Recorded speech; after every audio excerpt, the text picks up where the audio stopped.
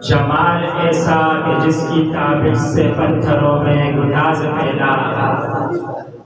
تیرے جمال کی تابشیں مجھے یہ بدلا رہی ہیں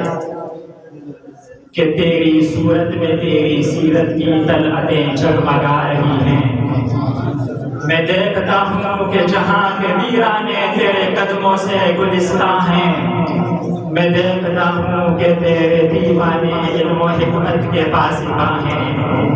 اور تیرے فقیروں کو بانٹتے دیکھتا ہوں فرعون کی خدائی، اور تیرے غلاموں کو روندتے دیکھتا ہوں دانا کی کبریائی۔ اب میں بلا تاخیر اپنے صوبہ سندھ کے جنرل سیکرٹری جناب سید زاہد شاہ صاحب بخاری حفظ اللہ کو دعوت دوں گا کہ وہ آئیں اور آپ حضرات کے سامنے اپنا اظہار معافی ضمیر فرمائیں۔ تشریف لاتے ہیں جناب سید زاہد شاہ بخاری۔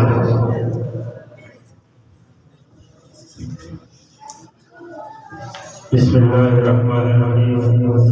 نحمدہ ونصلی علی رسولہ الکریم، اما بعد، اعوذ باللہ من الشیطان الرجیم،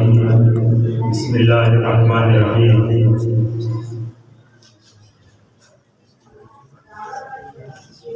اسٹیج پر موجود جمعیت علماء اسلام ضلع شرقی کے ناظم عمومی جناب فاروق حسن بھائی صاحب، سیکرٹری اطلاعات جمال خان کاکڑ صاحب، جمعیت علماء اسلام صوبہ سندھ کے نائب صدر جناب سید رحمان قاضی صاحب، اور جمعیت علماء اسلام ضلع شرقی کے صدر جناب جنید الرحمان صاحب، اس کے علاوہ دیگر معززین علاقہ، اکابر جمعیت و مائدین جمعیت، اور میرے سامنے موجود عزیز معزز طالب علم ساتھیوں، سب سے پہلے سلام عرض کروں گا، السلام علیکم ورحمۃ اللہ وبرکاتہ۔ آج کا یہ مجلس، یہ پروگرام ختم نبوت کے عنوان سے منظم ہے، اور یہ اس سلسلے کی ایک کڑی ہے جس پر جمعیت علماء اسلام صوبہ سندھ نے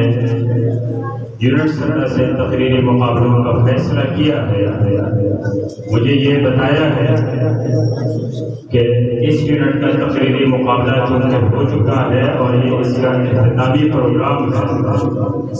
میں یہ سمجھ بیٹھا تھا کہ میں طلباء کو سنوں گا، لیکن میں یہاں آیا ہوں تو مجھے ایسا لگ رہا ہے کہ طلباء کا مقابلہ نہیں بلکہ قائدین کا مقابلہ ہو رہا ہے۔ میں شاید اس چیز سے محروم ہوں کہ میں نے طلباء کو نہیں سنا،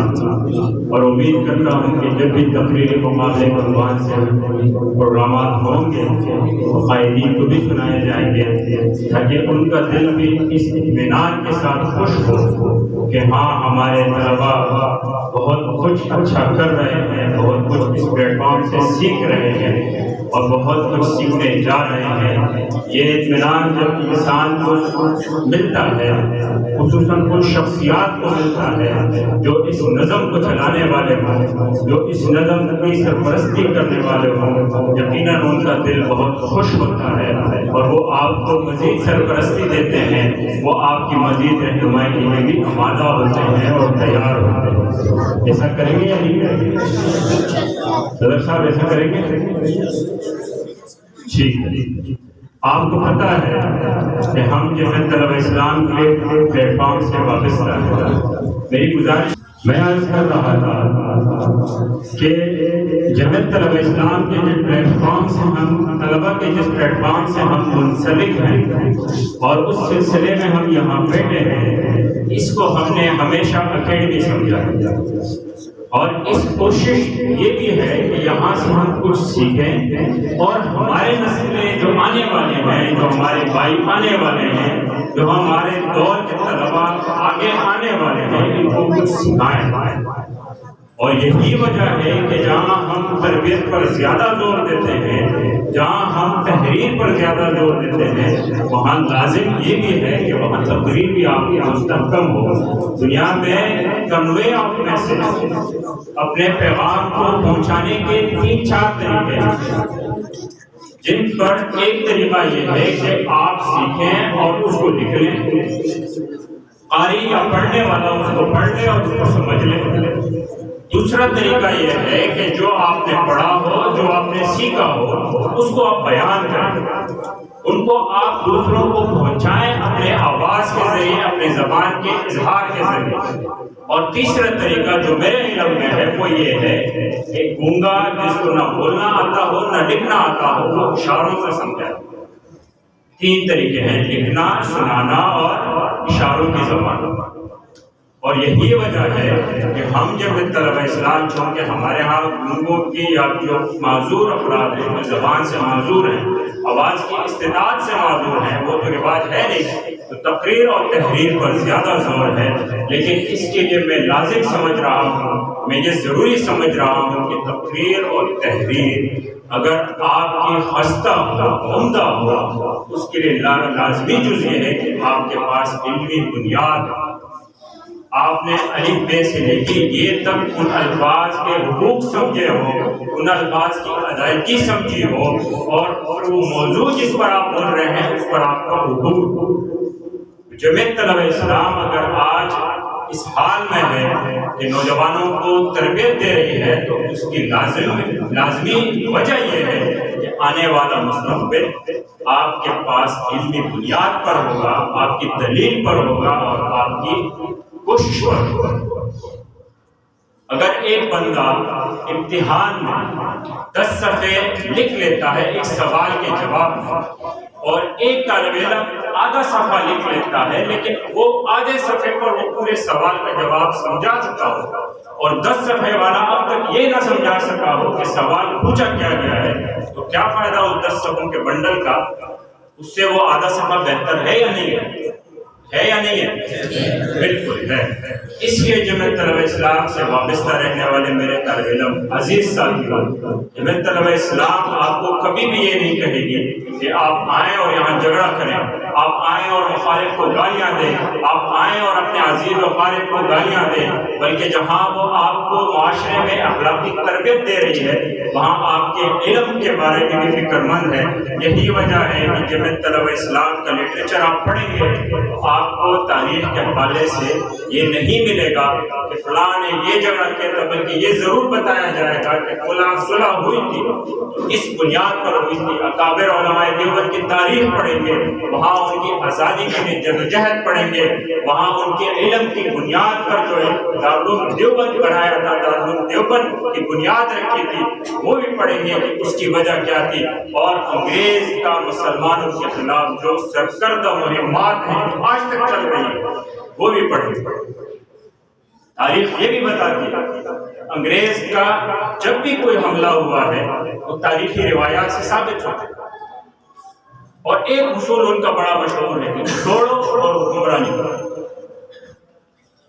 توڑو، لڑاؤ اور حکمرانی کرو۔ اگر یہی تاریخ ہمارے علم میں ہو اور اسی کی بنیاد پر اور اسی کی روشنی میں اگر ہم اپنی حکمت عملی طے کریں، ظاہر ہے ہمیں متحد ہونا پڑے گا۔ یہی وجہ ہے کہ وہ لڑاتے ہیں تو اس کے خلاف حکمت عملی کیا ہوگی؟ ہمیں متحد ہونا پڑے گا، لیکن حکمت عملی تب ہوگی جب آپ نے تاریخ پڑھی۔ اب ایک طالب علم میرے ساتھ 10 سال 12 سال طلبہ اسلام کے ساتھ گزار کے جاتا ہے اور وہ کچھ بھی نہیں سیکھ پاتا، تو کیا فائدہ ہے اسے ایسے مجالس میں بیٹھے رہنے میں؟ ہاں میں یہ ضرور سمجھتا ہوں کہ جمعیت طلبہ اسلام کا کارکن جہاں سے جیسے ہی نکلا ہے اگر اس نے کچھ سیکھا ہے تو وہ آج پاکستان کے اندر اسلامی سیاسی تنظیموں کی حکمرانی قیادت ضرور کر رہا ہے یا نہیں کر رہا ہے؟ کر رہا ہے یا نہیں کر رہا؟ ہاں